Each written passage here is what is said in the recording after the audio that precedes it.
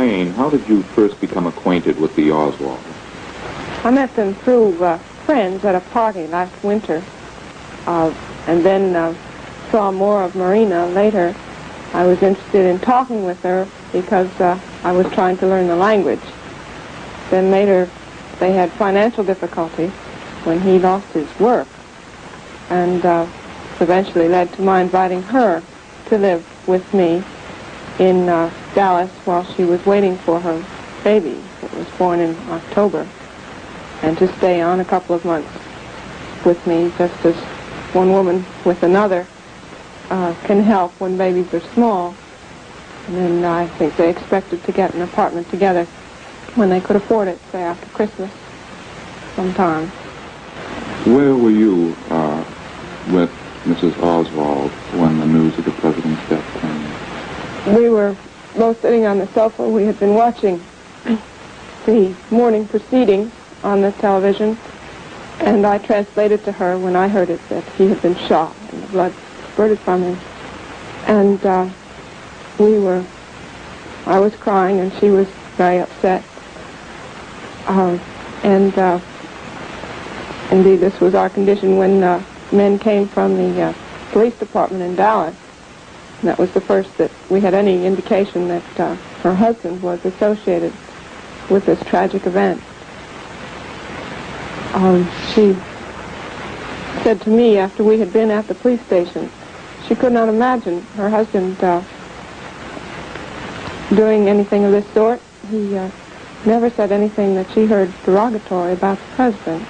Indeed, her opinions had been formed much by what he said to her in translation from the news media, and her opinion was very favorable. I think she felt, as we all do, that the terrible loss to our nation and to the world. In the meetings in which you encountered Mr. Oswald, did you ever feel that something like this would transpire? No, not at all. I saw him as he came to visit her here. He was then a husband and father, played with his little girl, helped feed her supper. I still can't imagine that he could do anything as violent, as premeditated as he must have done.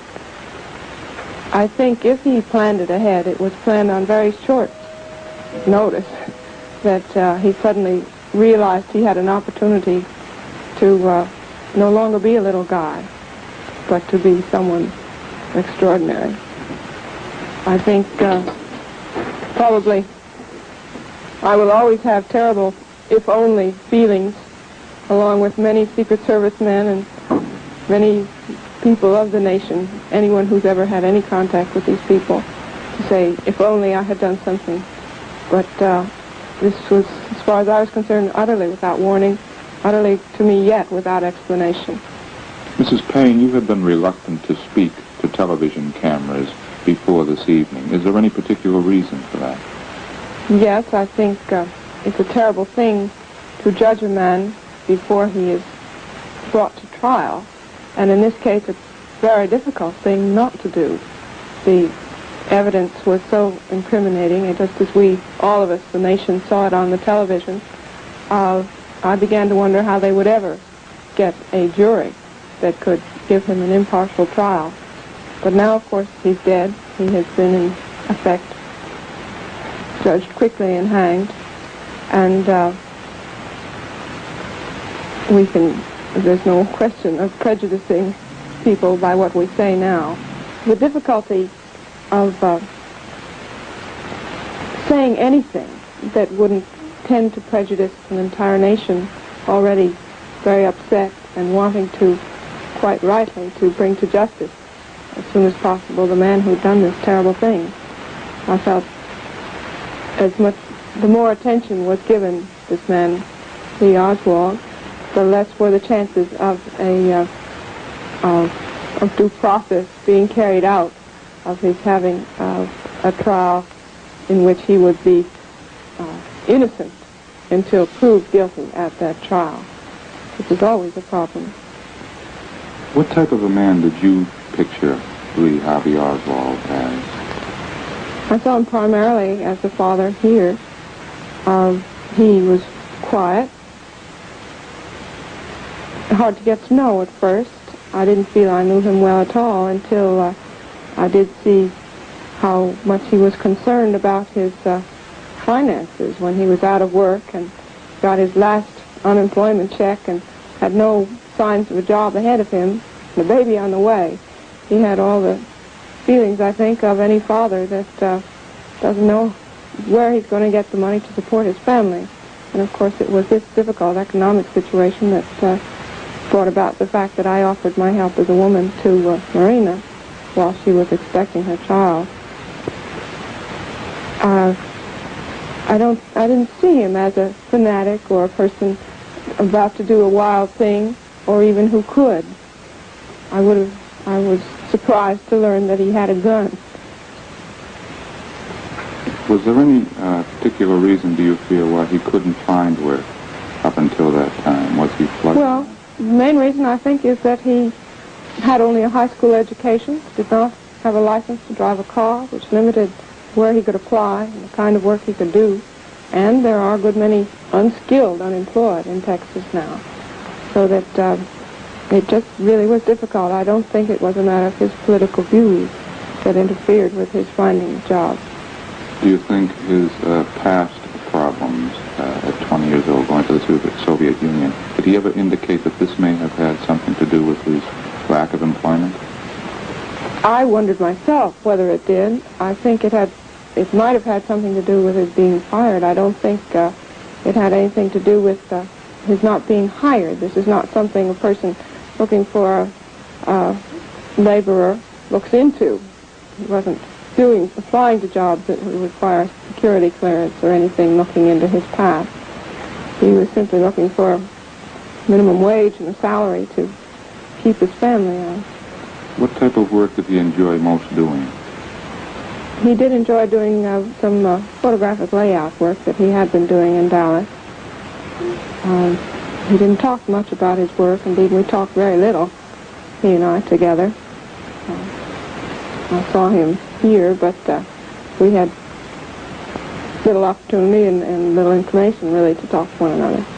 You were in very few social commitments with him or in social circles, but did he at any time indicate any overboard feelings one way or the other in talking with people? I did feel that he was very rigid in his thinking about some doctrines that I cannot understand at all. I do think he was a book Marxist, had read the books and thought that this was the way it should be, that capitalism was a bad system. I felt as he talked that there's no point in arguing with this man. If he thinks that he is out to be exploited, I think that's more the comment of a man who feels a little bit persecuted by life than a rational and of points that he could substantiate in fact. I just observed to myself, here's a man who feels that life has been tough and he hasn't got a proper deal out of it. I hoped that he might feel that life was generous. I hoped indeed that he might feel some generosity here in what he received from me for his wife. I really hoped that he might feel some ease of this discontent he did feel in the existing society, just by easing, if his own heart could feel ease. But I guess I'm no psychologist. I suppose it's just all too late when a man is 24 to change his feelings about the way life is, or the way he expects it to treat him. How is Mrs. Oswald? What were her feelings? Did she ever express them to you in conversation about this country? Yes, she likes this country very much. She would like very much to stay here and raise her children here. She has felt people very friendly. She's a person who would easily make friends if she knew the language, and I think as she learns the language will make friends. Of course, this event will make a great problem for her there. But she expressed to me Friday evening after we had come from the police station that she was very worried that this might prevent her staying in the United States. She would prefer to stay here Mrs. Paine, has Mrs. Oswald ever encountered any anti-Russian feeling here in the United States? No, she said people were universally very kind to her. She was very impressed with the neighborliness of this street and the way my neighbor would offer something for the baby or bring back something I'd loaned to her. This very natural friendliness and generosity with one's own goods. In Russia, things are harder to come by. You can't always go to the store and get baby shoes when you want them. They're just not there to be bought. And here, you can not only go to the store and buy them when you want them, but friends and neighbors offer you the loan of many things. And she was very happy to see this kind of generosity so much in evidence before her. At one time, people had speculated, as this case developed, that because Mr. and Mrs. Oswald were living apart, that there were marital difficulties. Did you feel that this was the case, or did you ever see anything like that? They did quarrel some, but I felt that was the quarreling that happens in many marital relations, that they did want to get an apartment when it was financially feasible for them. He was glad, I think, that she could be with another woman during the time of the birth of the baby and when the baby was so small. But there were no real marital difficulties that I knew of between them. Did Lee Oswald ever express his feelings about the Soviet Union when he came back? Did he reminisce about the things he had seen there? I heard him speak once at the same party where I first met him and his wife. Talked to the group there about having been there. I recall he was critical, or at least talked about the censorship that he experienced there, letters from his brother that he never got, learned later about. But and of course he did express a wish to come back. But just what he truly felt about the system, I never did know. Did he ever express any thoughts about Cuba? Not to me, no, not at any time. Mrs. Paine, you were with Mrs. Oswald when the news of the president's death was broadcast. Did she indicate any feelings to you at that time?